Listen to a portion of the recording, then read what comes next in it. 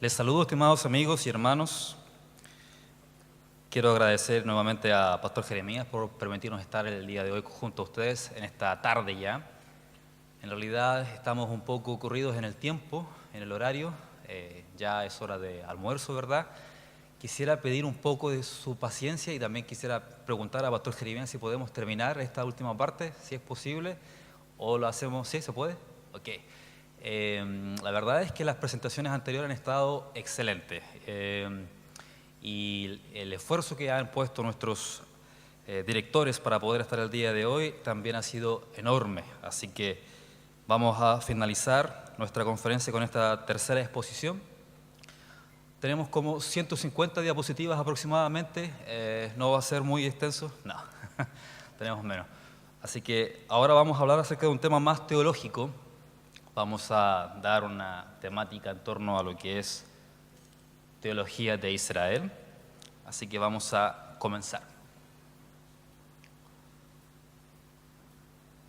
Esta conferencia, por cierto, se llamaba Israel mi gloria. Conferencia Israel mi gloria. Bien. Vamos a tocar tres temas. El primero vamos a pasar muy rápido, en honor al tiempo, que va a ser en torno al tema de la santidad de la tierra de Israel. Segundo, la eterna elección de Dios por el pueblo judío, el pueblo de Israel. Tercero, profecía de Israel en cumplimiento actual. Esas son las tres grandes temáticas globales. La primera, como dijimos, va a ser un poco más rápida. Como bien dijo uno de los expositores anteriores, ya no me acuerdo quién fue, el pueblo de Israel no dice que hay un lugar santo en la tierra de Israel, sino que toda la tierra es santa. Usted cuando lee la Biblia, usted está leyendo un mapa acerca de un pedazo de tierra en el mundo. No está descrito el mapa de Chile en la Biblia, ya sea en el Tanaj, ¿verdad?, o en el Nuevo Testamento, sino que usted está leyendo acerca de lugares puntuales de una tierra que es actual país de Israel. Es impresionante cómo el mapa está ahí. Todas las Biblias cristianas tienen en la parte posterior mapas acerca de la tierra de Israel en sus distintos momentos históricos. Así que la tierra en sí es sagrada. Dice Deuteronomio 11, debido a que estamos acá en una congregación cristiana, vamos a tocar algunos versículos bíblicos. Dice, en cambio la tierra, cuando Dios le habló a Moisés, la tierra que pronto tomarás para ti, es una región de colinas y valles con lluvias abundantes, una tierra que el Señor tu Dios cuida. Él se ocupa de cuidarla en cada época del año. Generalmente uso la versión Nueva Traducción Viviente para hacer este tipo de charlas. Encuentro que es la mejor traducción en español cristiana disponible. El Señor tu Dios cuida esa tierra. Eso es interesante lo que dice la Escritura. La Escritura no dice que Dios cuida la tierra de Egipto, la tierra del Líbano, la tierra de Transjordania, o Moab, Edom, los sectores que aparecen en la Biblia, sino que cuida la tierra de Canaán, la tierra de Israel. Estás a punto de cruzar el río Jordán, le dice Dios a Moisés, para tomar posesión de la tierra que el Señor tu Dios te da. Una vez que la tomes y estés viviendo en ella, asegúrate de obedecer todos los decretos y las ordenanzas que te entrego hoy. Dios le dijo a Israel, cuando crucen el Jordán y entren a Canaán y funden su nación, ¿verdad?, el Estado de Israel en aquel entonces, pongan mucho cuidado en guardar las leyes que yo les he dado en el monte Sinaí. Ellos tenían que guardar leyes, preceptos, mandamientos, mitzvot en hebreo, ¿verdad?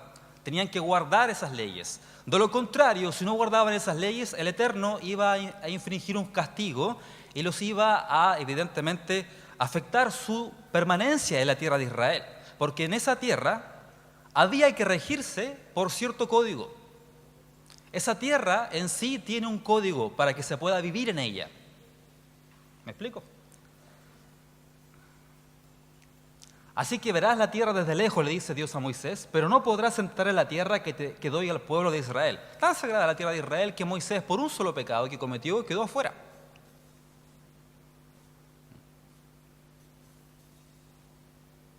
El énfasis no está puesto en el pueblo que va a entrar en la tierra, el énfasis está puesto en la tierra que va a recibir al pueblo.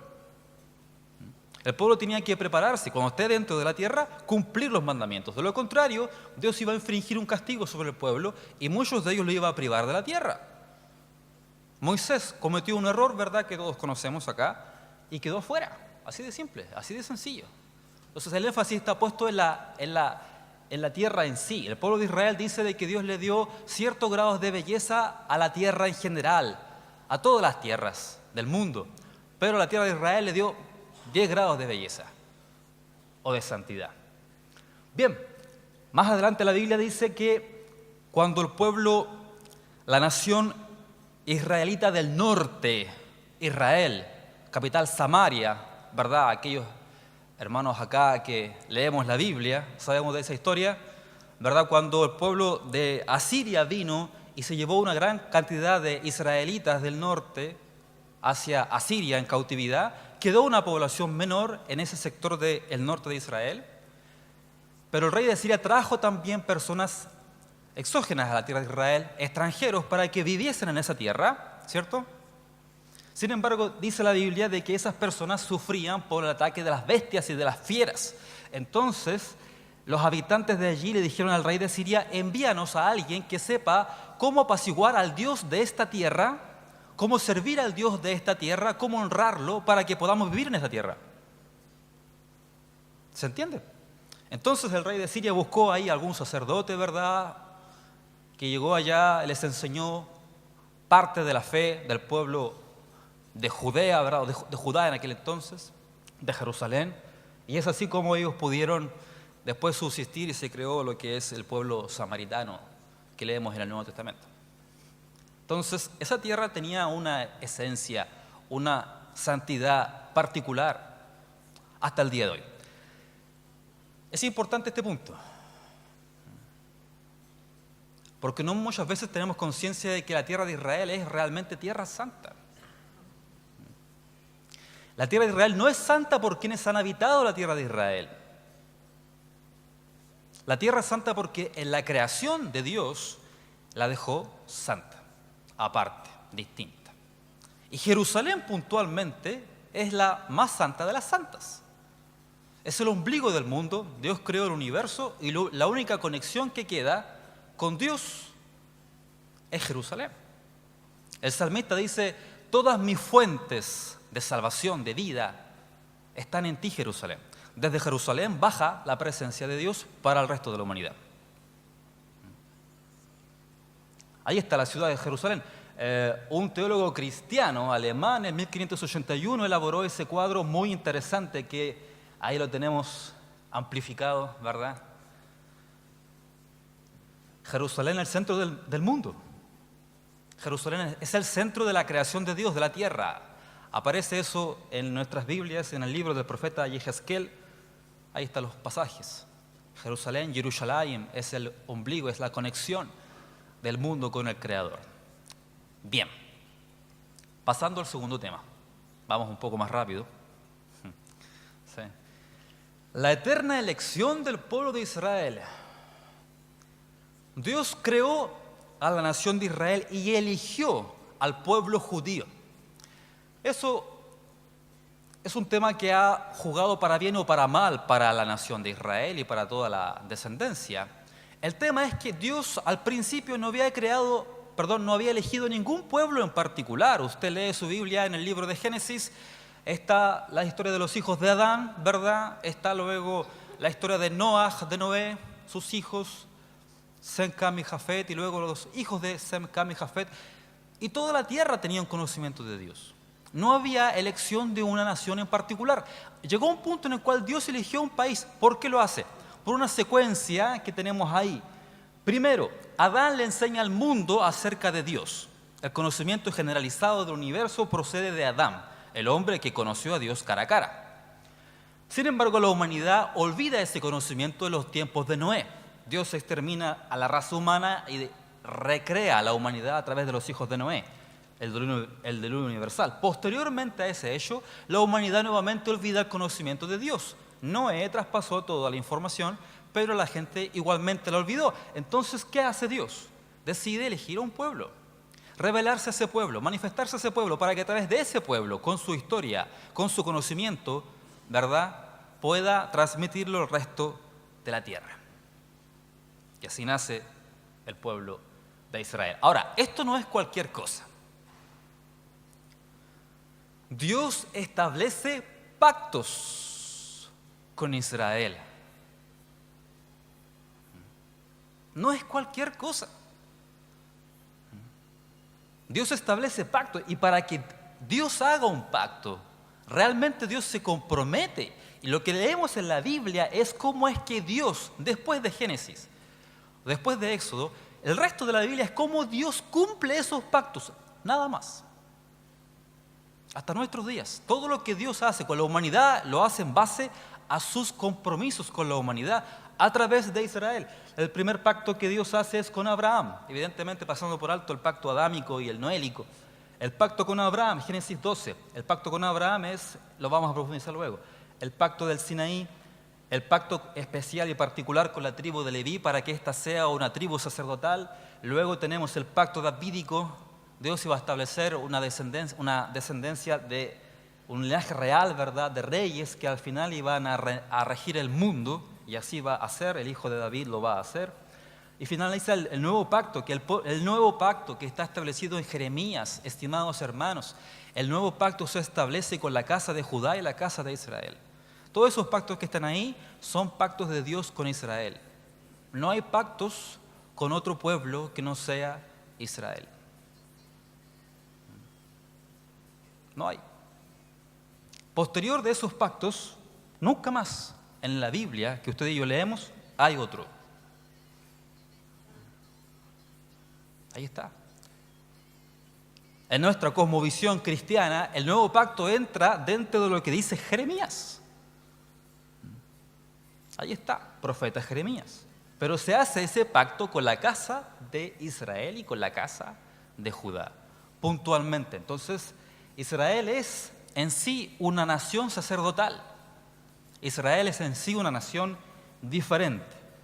Nada más. Nosotros, que no somos judíos, ¿verdad? Yo en lo personal no soy judío, debo respetar esa realidad, aceptarla como tal.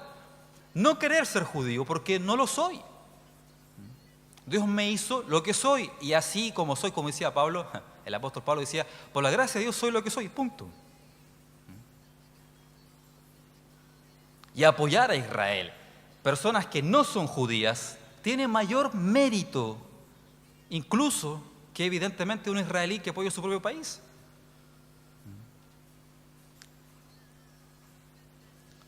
Vamos a profundizar un poco los primeros dos. El pacto de Dios con Abraham incluye, esa es la palabra, ¿verdad?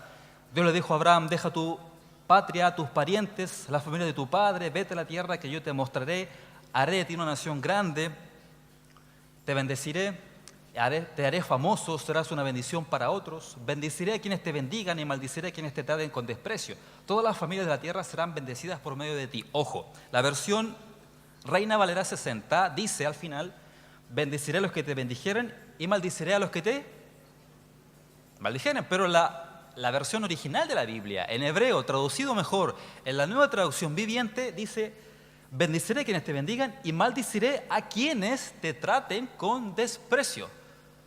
Dios está juzgando la intencionalidad del corazón de la persona.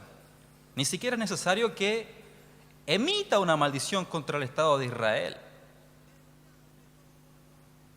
Ese es el nivel de protección que hace Dios con su pueblo. Ahora, ¿qué incluye el pacto eterno de Dios con Abraham? Incluye, evidentemente, lo primero es una tierra. Dios les va a dar una tierra. Lo segundo, va a través de Abraham formar una nación. Tercero, iba a tener una descendencia numerosa, lo cual se cumplió en la misma Escritura. Aparece muchas veces que el pueblo de Israel es como la arena innumerable que está a la orilla del mar o como las estrellas que están en el cielo. Se cumplió esa palabra. 4, promesa de prosperidad y de bendición que hasta el día de hoy el pueblo de Israel y el pueblo judío tiene. Y 5, promesa de seguridad y protección.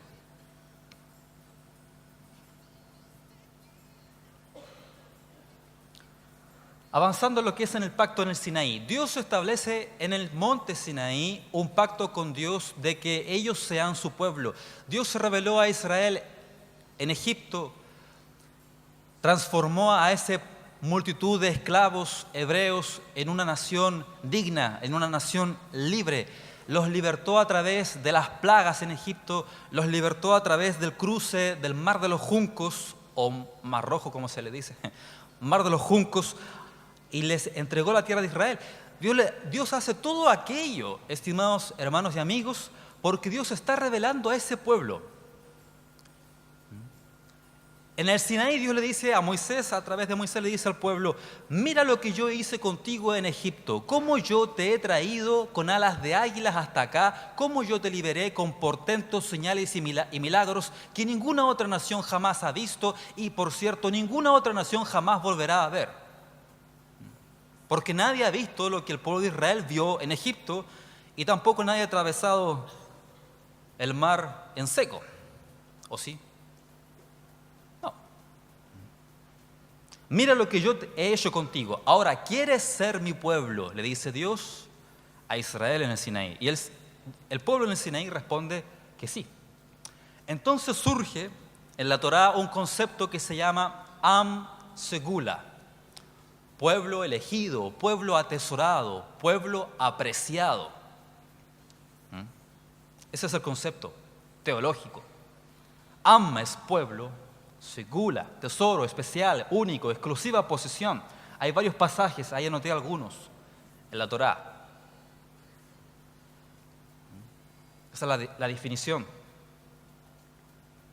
Ahí hay uno, Éxodo 19, 4 al 6. Ustedes vieron lo que hice con los egipcios, ¿saben cómo los llevé a ustedes sobre alas de águila, los traje hacia mí? Ahora bien, si me obedecen y cumplen mi pacto, ustedes serán mi especial tesoro entre todas las naciones de la tierra, porque toda la tierra me pertenece. Ustedes serán mi reino de sacerdotes y mi nación santa. El pueblo de Israel es una nación sacerdotal. Toda. Ellos establecen el equilibrio en el mundo. Rashi, un gran rabino, ¿verdad?, dijo: la Biblia empieza con la creación del mundo. Génesis 1. Se deja claro quién es el creador y dueño de toda la tierra, ¿cierto? Bien, entonces está claro que el dueño de la tierra es Dios, entonces Dios la reparte y se la da a aquel a quien Él quiere. Entonces, desde el principio se deja en claro quién es el dueño del mundo, y luego, en el segundo libro, quizás en parte del primero, se deja en claro a quién Dios le entrega esa tierra, la tierra de Israel, a ese pueblo.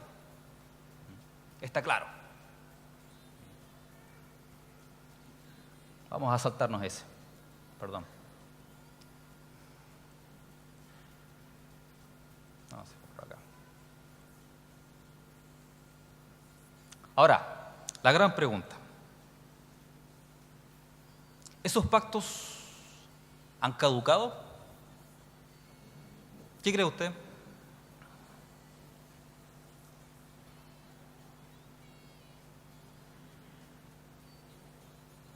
¿Ya no corren? ¿Dios cambió de parecer? Todos acá somos gente de fe. Todos acá tenemos la Biblia. Hay algo que se conoce en el mundo teológico como la teología del reemplazo. Y quise graficar en esta imagen muy sencilla en qué consiste la teología del reemplazo. Consiste en que ahí está el pueblo de Israel y los pactos que Dios hizo con el pueblo de Israel consiste en que la iglesia ha reemplazado a Israel. Esta es la teología del reemplazo. Tiene arraigos históricos esto. Pastor Jeremías decía al principio que acá, en este lugar precisamente, en esta hermosa congregación, en este hermoso espacio, no se enseña la teología del reemplazo, no se cree aquello. Y eso es fantástico. Ahora, ¿dónde surgió todo esto? ¿Cómo es que esto emerge? Emerge tan temprano como la formación de la iglesia cristiana universal. El antisemitismo es un fenómeno cristiano. Los padres de la iglesia, los conocidos, los llamados padres de la iglesia, fueron los que trazaron lo que es la teología del reemplazo. El famoso teólogo y padre de la iglesia, Justino Mártir, que vivió en Roma, por ejemplo, él decía que el cristianismo era una religión diferente al judaísmo, afirmando que Jesús fundó el cristianismo para romper con su fe judía. Justino fue el primero en decir que la iglesia es el verdadero Israel, despojando al pueblo judío de su herencia espiritual. Justino dijo que la nueva ley de Cristo ha reemplazado a la ley de Moisés. Justino, dejándose llevar por la cultura griega, enseñó que ahora las enseñanzas de la Biblia, de la Torá, tienen que ser interpretadas de forma alegórica, y todas las promesas, los pactos, las profecías de Dios con el pueblo de Israel tienen que ser tomados de forma alegórica, no literal, y tienen que ser interpretados en relación con la iglesia. Luego tenemos a Ireneo, en Francia. Ireneo incluyó conceptos ofensivos hacia el pueblo judío. Justino no, Justino era respetuoso. En el diálogo con Trifón, él dice que los judíos son sus amigos. Ireneo presenta una ofensa. Él dice que la religión judía es una religión carnal, mundana, etc.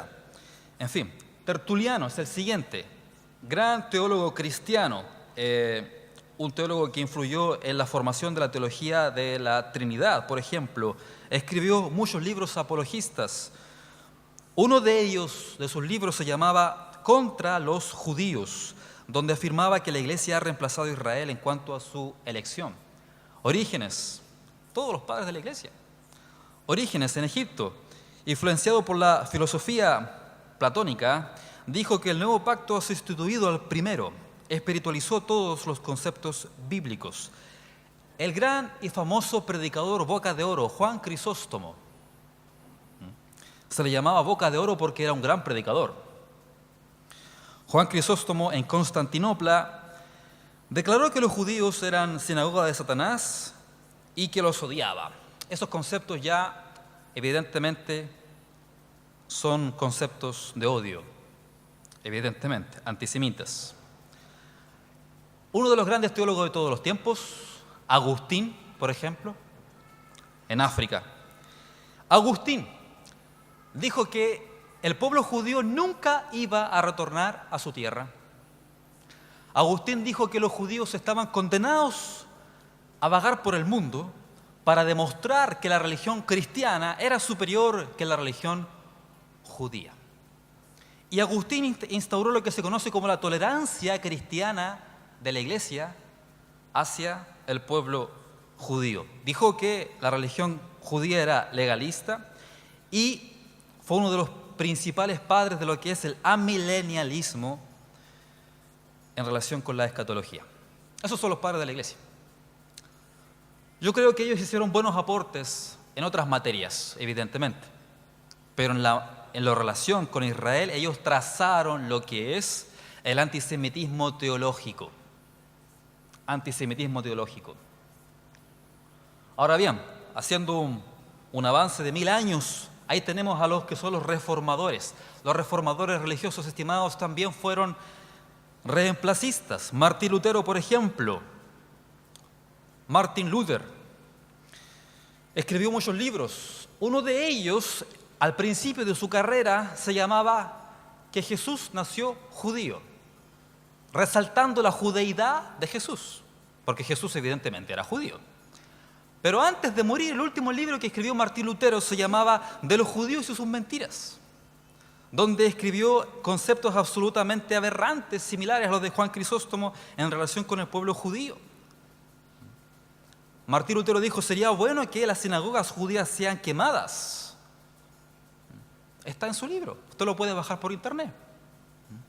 Ahora, Juan Calvino, por su parte, en Suiza, ¿verdad?, tampoco se quedó muy atrás en relación con el pueblo de Israel. Juan Calvino escribió en su Opus Magnum, Institución de la Iglesia de la Religión Cristiana, un libro enorme de Juan Calvino. Él dice lo siguiente: como los judíos no correspondieron al Evangelio, merecen ser repudiados. Ese dice el libro. Entonces, estimados, este odio que se va amasando a nivel teológico derivó evidentemente en catástrofes asociadas al pueblo judío. La gente creció con una ideología retorcida, perversa en relación con el pueblo de Israel. Y eso afectó evidentemente a las relaciones que se establecían con ellos. Ahora, la gran pregunta, toda esta gente que dijeron que el pueblo de Israel ya no es más pueblo de Dios, toda esta gente que enseñaban cosas buenas, pero también cosas perversas en relación al pueblo de Israel, ¿habrán tenido realmente razón? ¿Qué dice la Biblia sobre este tema? ¿Qué dice la Biblia sobre aquellos teólogos que enseñaron que el pueblo judío ya no es más pueblo de Dios?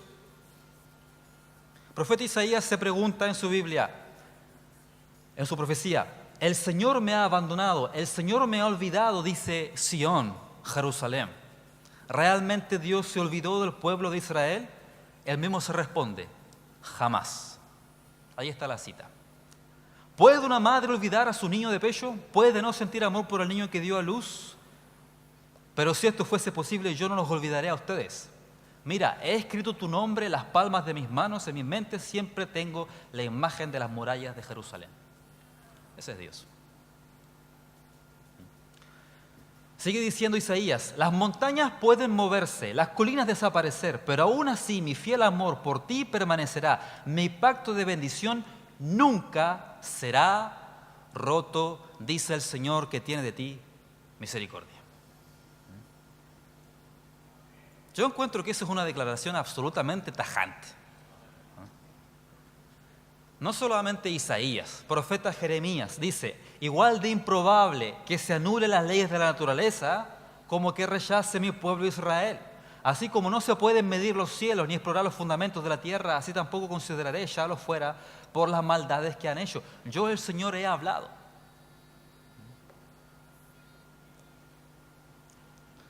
Jeremías dice, no importa cuántos sean los errores del pueblo de Israel. No importa. No importa. Es más fácil que pasen los cielos y la tierra antes que pase el pacto que yo establecí con ellos. Dice Jeremías 33:25. Esto dice el Señor, así como no cambiaré las leyes que gobiernan el día, la noche, la tierra y el cielo, así tampoco rechazaré a mi pueblo. Es muy claro. Ahora, ¿el Nuevo Testamento cristiano dice algo respecto de este tema? Romanos 11 es un capítulo interesantísimo en la Biblia cristiana. El escritor Pablo, ¿verdad? Dice, pregunto, ¿acaso Dios ha rechazado a su pueblo, la nación de Israel? 11:1 de Romanos. Él mismo se responde, por supuesto que no. Romanos está escrito en griego. Esa última palabra, por supuesto que no, en griego quiere decir la mayor expresión de negación posible. O sea, no cabe ninguna duda en lo absoluto de que esto es así. No cabe ninguna duda. Esto no se puede sujetar a duda, dice Pablo. Dice el verso 2. No, Dios no ha rechazado a su propio pueblo al cual eligió desde el principio. Luego el verso 11. ¿Acaso el pueblo de Dios tropezó y cayó sin posibilidad de recuperarse? Nuevamente, de ninguna manera. No importa lo que el pueblo haga. Dios evidentemente puede castigar a su pueblo, pero nunca rechazarlo. El pacto no se va a invalidar.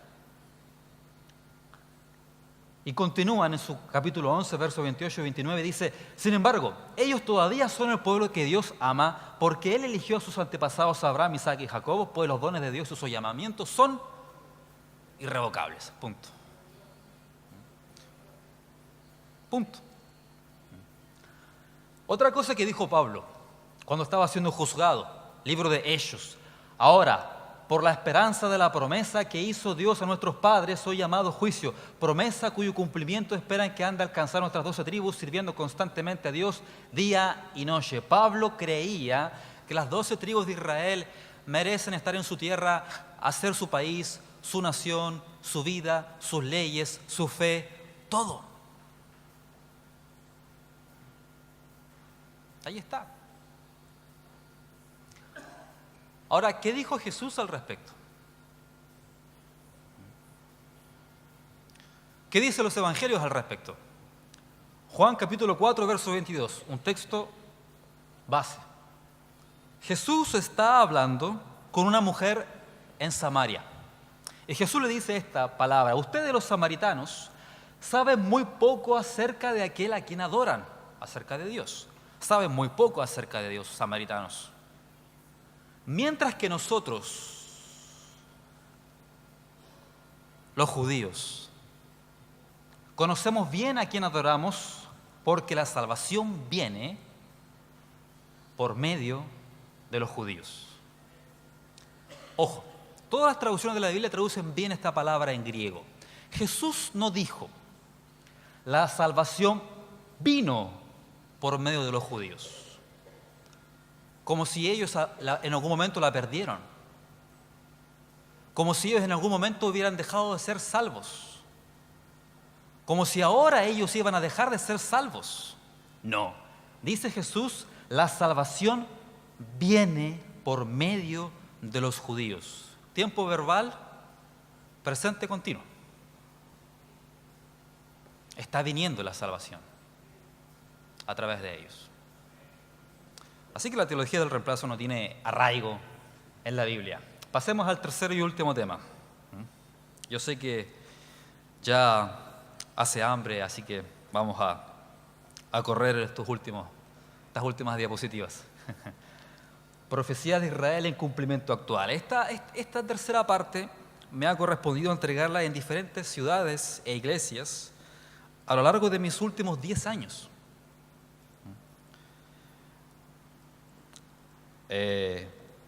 Y hay mucho que decir. Lo que veremos ahora será solo una pincelada. Bien, Moisés escribió en la Torá acerca de 2000 años de historia judía. Están encapsulados en la Torá. Hay dos pasajes en la Torá que se refieren a las bendiciones y las maldiciones en relación con el pueblo de Israel, si cumplían o incumplían las leyes. ¿Cuántos la han leído? Levítico 26 y Deuteronomio 28. Levítico 26, todas las consecuencias de la desobediencia se cumplieron, dice el rabino Nachmanides, en relación con la cautividad del pueblo judío en Babilonia, cautividad que duró 70 años y ellos retornaron a su tierra nuevamente.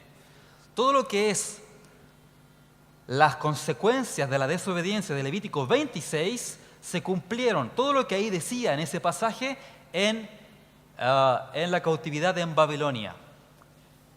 Si usted leyó su Biblia, Jeremías dijo quién iba a producir la cautividad, dónde iba a producirse la invasión geográficamente, qué iba a pasar con los líderes del pueblo, quiénes iban a ir cautivos, y luego profetizó cuántos años iban a estar en cautividad, y luego Isaías también profetiza quién iba a ser el rey y el nombre del rey que los iba a traer de regreso con dinero fiscal. O sea, el panorama absoluto Dios lo profetizó. Yo no sé si usted ha leído eso en su Biblia. Y la segunda profecía de Moisés, Deuteronomio 28, empieza a cumplirse desde el 70 y 135 de la era cristiana hasta 1948. El segundo discurso de Moisés, bendiciones de la obediencia, consecuencias de la desobediencia, se cumplen en casi 2000 años de historia. Ahí están anotados los 2000 años de historia del pueblo judío. Un texto que dice ahí, Deuteronomio 28, el Señor te dispersará por todas las naciones, desde un extremo de la tierra hasta el otro. El pueblo de Israel fue dispersado, se cumplió. Todo lo relacionado con el sufrimiento, la persecución, las dificultades, los problemas y también las bendiciones, está escrito ahí. Por ejemplo, Deuteronomio 28, solamente un ejemplo, no hay más tiempo hoy día. Deuteronomio 28 dice: el Señor levantará contra ti una nación muy lejana, cuyo idioma no podrás entender, vendrá de los confines de la tierra, veloz como un águila. Deuteronomio 28, 49 de la versión internacional, nueva versión internacional. Interesante que Josefo, en la guerra de los judíos, dice que cuando vino la invasión romana en el 70, ¿verdad? General Tito, emperador Vespasiano, ellos llegaron con su emblema nacional, que era el águila. Interesante, la dispersión romana se le conoce a la dispersión del pueblo judío en el 70 de la era cristiana y en el 135 también, porque en el 135 el emperador Adriano arrasó con Jerusalén, dejándola muy, muy mal. Y se produce una mayor expulsión o mayor cautividad. El exilio romano ha sido el exilio más largo de todos, que se comenzó a cortar, ¿verdad?, hace 100 años alrededor. El águila era el símbolo del Imperio Romano. No solamente el águila era símbolo del Imperio Romano. Quien inicia esta dispersión fue el Imperio Romano con un símbolo del águila. Al finalizar esta dispersión de la diáspora judía, ¿verdad?, al finalizar este periodo, en la Segunda Guerra Mundial, el emblema utilizado por aquel entonces el partido nazi, ¿cuál era? El águila. Exacto. Sin embargo, en este pasaje, posteriormente, en los siguientes capítulos, Moisés dice esto, ojo, el Señor tu Dios te hará volver a la tierra que perteneció a tus antepasados y será tuya de nuevo. Entonces te hará aún más próspero y numeroso que tus antepasados. Iban a sufrir penurias en el exilio. Pero al final del tiempo, cuando ese periodo de tristeza, de tribulación, termine, Dios los iba a hacer volver. Y la prosperidad de ese pueblo, cuando vuelva, iba a ser mayor que la del propio rey David y el propio rey Salomón.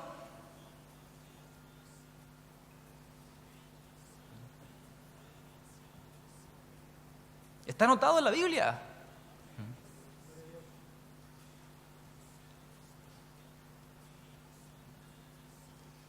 Isaías dice ese pasaje tan extraordinario. Entrando ya en lo actual, 66:8. ¿Cómo dice la Reina Valera? ¿Concebirá la tierra una vez? ¿Nacerá una nación un día? Pues en cuanto Sión estuvo de parto, dio a luz sus hijos. Después de una época de mayor sufrimiento del pueblo judío en la diáspora, que fue la Shoah, el Holocausto, un periodo de angustia, como dice Jeremías, tiempo de angustia para Jacob, pero de esa angustia será librado.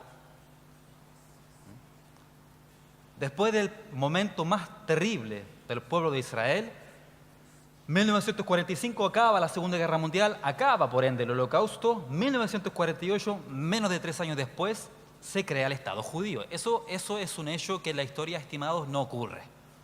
Después del mayor intento de destrucción, del genocidio, nace el país, refugio para esas personas en sufrimiento y aflicción. 14 de mayo de 1948, primer ministro David Ben-Gurión proclama la independencia del Estado de Israel. Todo lo que aconteció después, don Aníbal Rosas lo ha expresado perfectamente. Jeremías dice esto: ahora dice el Señor, no llores más porque te recompensaré, dice el Señor. Tus hijos volverán a ti desde la tierra lejana del enemigo. Hay esperanza para tu futuro, dice el Señor. Tus hijos volverán a su propia tierra. Los judíos de Europa, muchos de ellos iban en barcos y al llegar a la tierra de Israel eran atacados por sus enemigos. Varios barcos se hundieron, con incluso sobrevivientes del Holocausto. Pero de igual manera lograron entrar muchos miles y millones. Formaron su propio país. En los primeros años había una inflación enorme, la vida era muy, muy compleja y solamente personas que tenían la imagen de la profecía bíblica en sus mentes lograron construir la nación. El primer ministro David Ben-Gurión era un hombre que sabía que en su propio cuerpo se estaba cumpliendo la profecía y sabía que tenían que construir esta nación para que vuelvan todos los que estaban en la tierra del enemigo. En los días venideros, dice Jeremías, dice el Señor, el pueblo de Israel volverá a su hogar junto con el pueblo de Judá. Llegarán llorando en busca del Señor su Dios. Preguntarán por el camino a Jerusalén y emprenderán el regreso a su hogar. Se aferrarán al Señor con un pacto eterno que nunca se olvidará. Ciertamente traeré de regreso a mi pueblo de todos los países a donde lo esparcí en mi furor. Conceptos muy claros. Esto no se espiritualiza.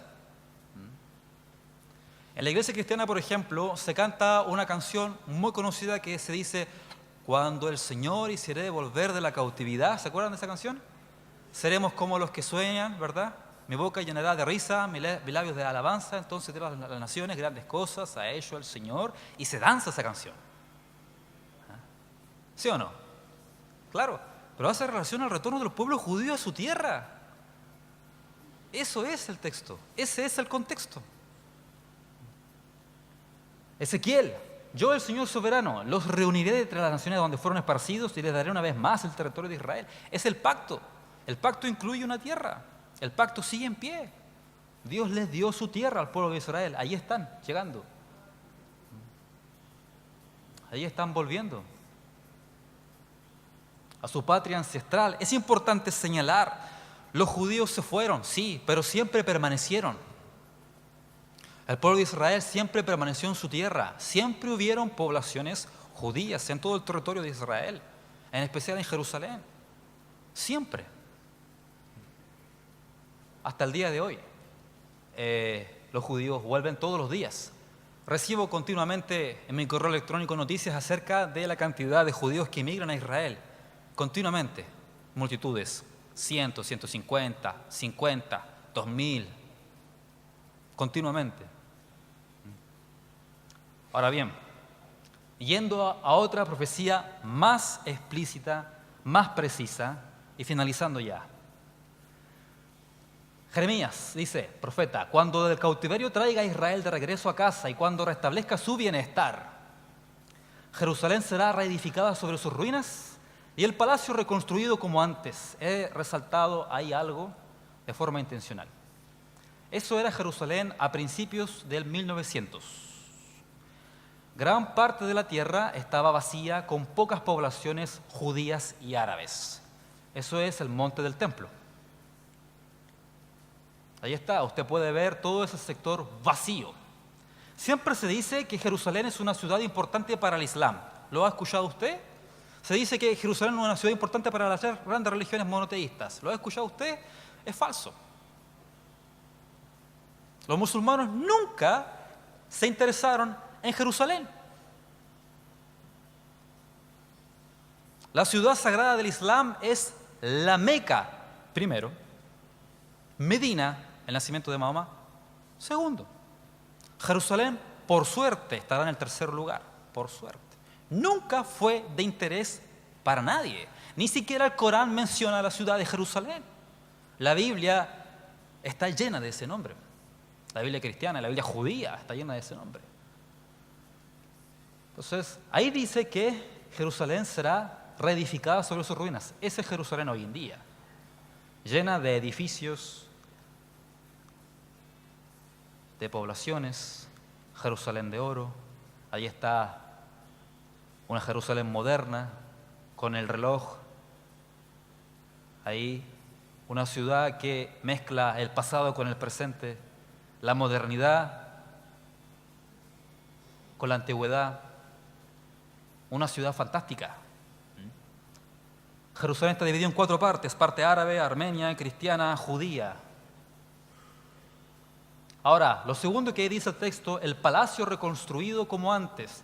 Evidentemente esto está escrito en el lenguaje de los días del profeta. Hoy en día no se llama palacio donde se hace el gobierno. Hoy en día eso se le conoce como casa de gobierno o parlamento. Ahí está, profecía cumplida. Knesset, parlamento, lugar de diálogo, de debate. El parlamento de Israel. Estaba escrito, estaba anunciado, está cumplido. Sigamos. Ezequiel 35 dice que el Señor va a bendecir al pueblo de Israel, van a reconstruir las ciudades que están en ruinas, poblar los lugares vacíos y asolados, de tal forma que la tierra se iba a convertir como el jardín del Edén. Eso es un sector de Yafo, 1909. Familias, unas par de familias, tiraron la suerte y se repartieron ese pedazo de tierra que era desierto. Había que drenar los pantanos, había que trabajar la tierra. Absolutamente nada había allí. 1909. Al principio le llamaron Ahuzat Bait, posteriormente Colina de la Primavera, Tel Aviv. ¿Quieres saber cómo está ese sector de Israel hoy en día? De esa forma. Estas imágenes yo las he llevado a muchas iglesias, hermano. Y siempre escucho un wow.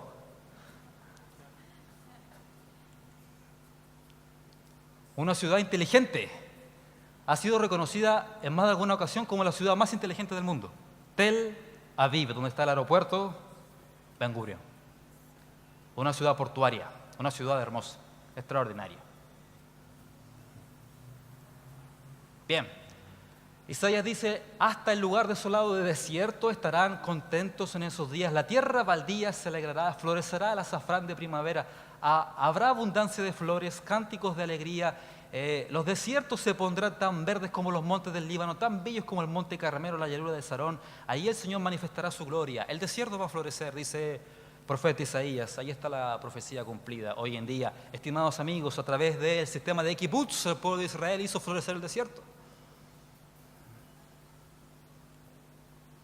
Hoy en día Israel exporta flores a Europa. Cuando se hizo la partición de las Naciones Unidas en 1947, el 93% del territorio delegado de Israel era desierto. 93%.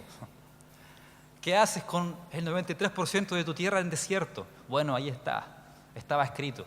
David Ben Gurion, el primer ministro, iba con sus propias manos a trabajar la tierra para que la profecía se cumpla con sus manos y con sus fuerzas. Esto es tremendo. Bien, esta es la última parte. No vamos a ver más imágenes por ahora. Sofonías, profeta que no muchas veces he leído, pero esos 12 profetas que están al final del Tanaj hablan acerca de este tiempo. Muchas veces. Muchísimas veces. En ese día los reuniré y los traeré de regreso a casa, les daré un buen nombre, un nombre distinguido entre todas las naciones de la tierra, cuando ante sus propios ojos restauraré tu bienestar. Yo, el Señor, he hablado. Una profecía de bendición, una profecía optimista, una palabra buena para el pueblo de Israel cuando ellos retornen. ¿Quieres conocer un poco acerca de los indicadores políticos, sociales, tecnológicos actuales del pueblo de Israel? Permíteme leer algunas cosas.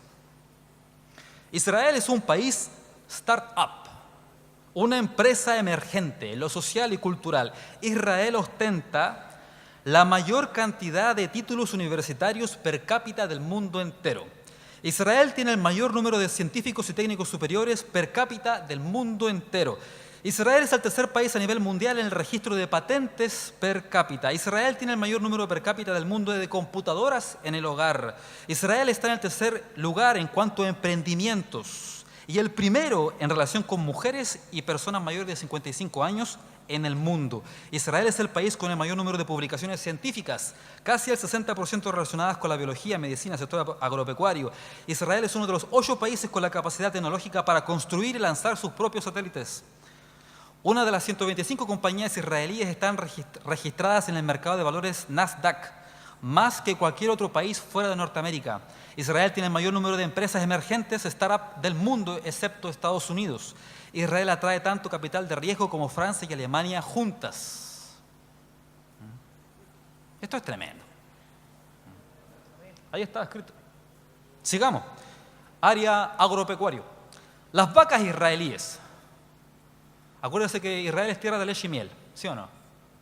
Las vacas israelíes tienen el récord mundial de producción de leche en promedio, gracias a la alimentación y a las innovaciones científicas en la cría de ganado lechero. ¿Qué le parece? Sigo. Cada gallina israelí pone en promedio 250 huevos, uno de los mayores índices del mundo. En relación a la piscicultura, Israel es el número 1 del mundo. En biotecnología, en términos per cápita, Israel tiene el mayor número de empresas biotecnológicas emergentes del mundo. Son 180 empresas biotecnológicas. En medicina, pero antes de eso, si esto me funciona. Ahí está. Antes de eso, quiero mostrarles esa imagen. Ahí está el PIB. El PIB de dos naciones, Chile y de Israel. Chile tiene 200 años de vida republicana independiente. 209, ¿cierto? Israel tiene 71. Pero el PIB de Israel es superior al chileno. En medicina, Israel se desarrolla la medicina más moderna del mundo, una biocámara en miniatura, desechable, que se puede ingerir.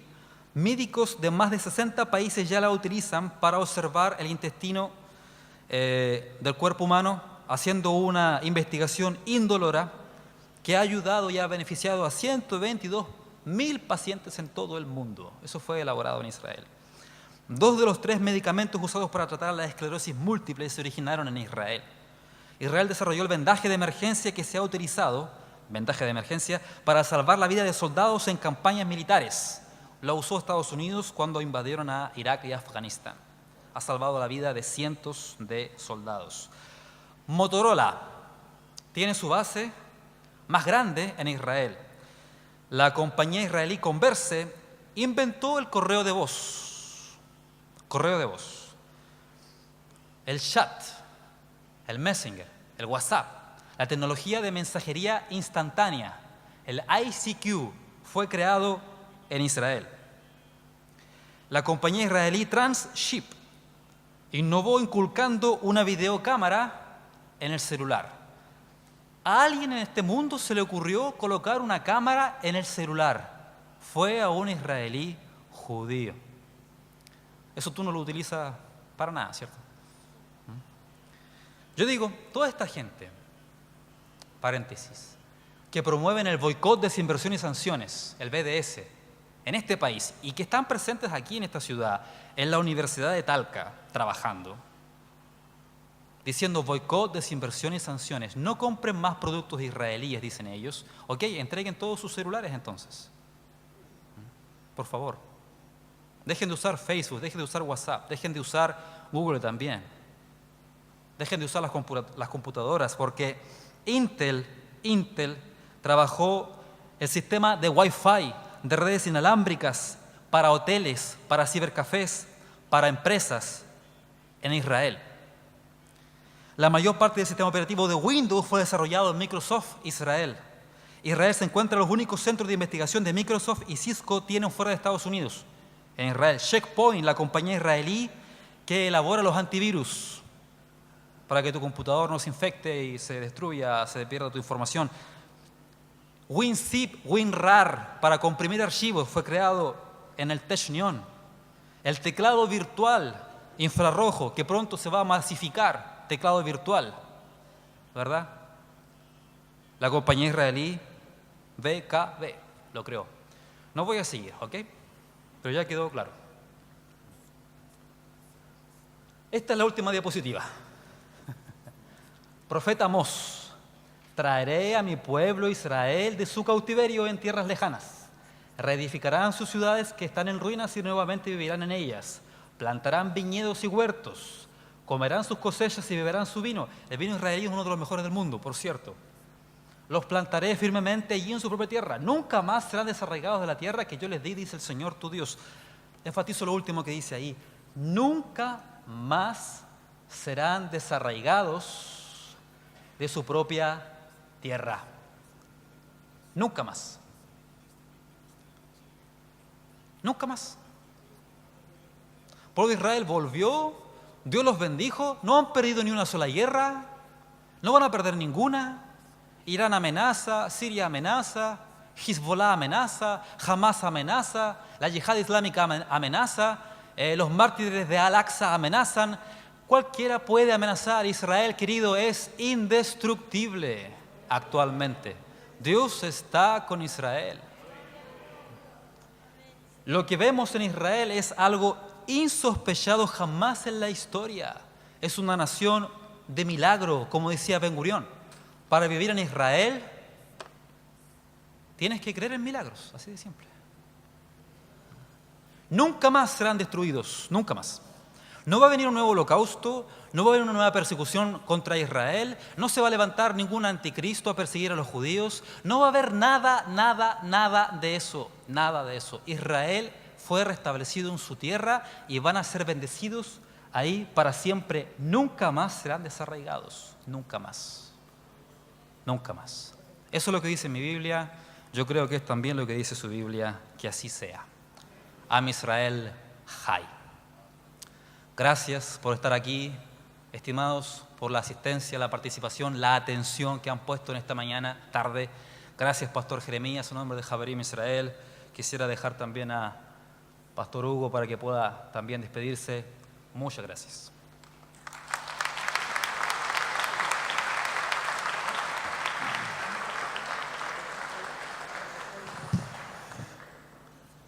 La conferencia Israel, mi gloria, ha concluido.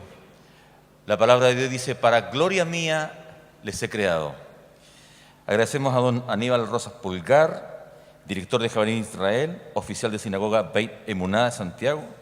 Don Juan Carlos Oliva Fernández, director de Relaciones Públicas de Javerim Israel y también fundador de Javerim Israel. A don Julio Lidbach Recher, oficial de Sinagoga Bikur Joilim, director de Relaciones Internacionales de Javerim Israel, y a hermano Felipe Martínez, presidente de Javerim Israel. Todo lo que hemos visto atesoremos en el corazón. Y cuando nos entre la angustia por alguna imagen, por alguna cosa que está pasando en los medios que hoy día estamos teniendo, clamemos a Dios, pero también actuemos en esa consecuencia. Mientras otros maldicen, usted bendiga. Mientras otros no hacen nada, usted haga algo.